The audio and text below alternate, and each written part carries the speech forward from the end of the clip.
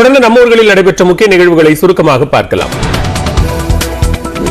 புதுக்கோட்டை மாவட்டம் அன்னவாசலில் திருமணத்தை மீறிய உறவால் இளைஞர் கொலை செய்யப்பட்ட வழக்கில் 3 பெண்கள் உட்பட 4 பேர் கைதாகினர். அன்னவாசல் கிராமத்தைச் சேர்ந்த முத்துக்குமாருக்கும் அதே கிராமத்தைச் சேர்ந்த பெண்ணுக்கும் திருமணத்தை மீறிய பழக்கம் ஏற்பட்டுள்ளது. இதனை அறிந்த பெண்ணின் மூத்த மகன் வெற்றிவேல் கடந்த 13ஆம் தேதி வீட்டில் தூக்கு போட்டு தற்கொலை செய்து கொண்டதாக தெரிகிறது. இந்நிலையில் வெற்றிவேல் உயிரிழப்புக்கு முத்துக்குமார் தான் காரணம் என கருதி அவரது தந்தை முருகேசன் உறவினர்களுடன் சேர்ந்து முத்துக்குமாரை அரிவாளால் வெட்டி கொன்றார். குற்றவாளிகளை கைது செய்ய கோரி உறவினர்கள் சாலை மறியலில் ஈடுபட்டனர். இதனையடுத்து முத்துக்குமார் கொலை வழக்கில் ராசாத்தி, பாலாமணி, அன்னபூரணி உள்ளிட்ட 4 பேர் கைது செய்யப்பட்டனர். மேலும் 3 பேரை காவல்துறையினர் தேடி வருகின்றனர். சென்னை மடிப்பாக்கத்தில் குடும்ப பிரச்சனையில் மாமியாரை கத்தியால் குத்தி கொலை செய்த மருமகன் கைது செய்யப்பட்டார்.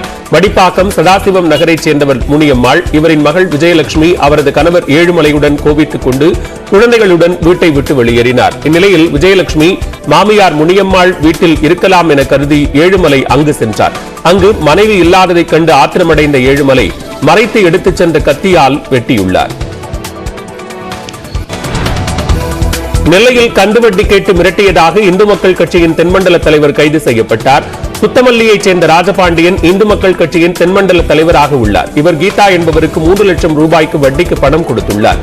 ராஜபாண்டி அதிக வட்டி கேட்டதாகவும் 1 மாதம் வட்டி கட்டாததற்கு வீடு தேடி சென்று கீதாவை அவதூறாக பேசி கீழே தள்ளிவிட்டதாகவும் காவல் நிலையத்தில் புகார் அளிக்கப்பட்டது. அதன் பேரில் ராஜபாண்டியன் கைது செய்யப்பட்டார்.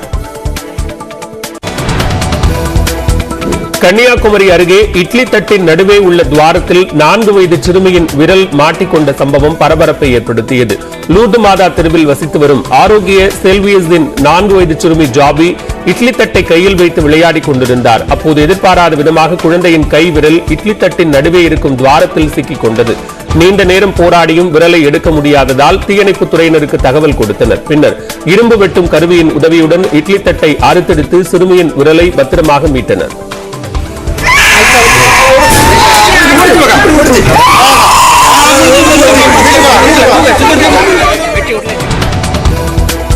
திருச்சி மாவட்டம் துறையூர் பேருந்து நிலையத்தில் உள்ள தேநீர் கடையில் எரிவாயு சிலிண்டரில் கசிவு ஏற்பட்டு தீப்பிடித்தது.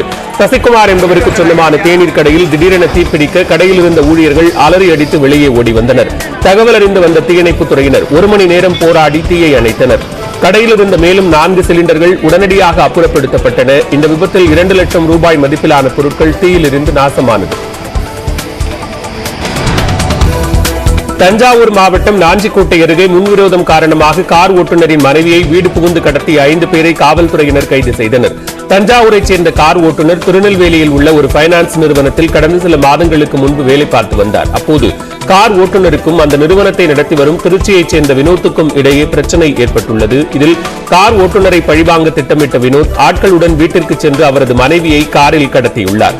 இது தொடர்பான புகாரில் பெண்ணை பத்திரமாக மீட்ட காவல்துறையினர் கடத்தலில் ஈடுபட்ட வினோத், பிரீத்தி, மாரியப்பன் உள்ளிட்ட 5 பேரை கைது செய்தனர்.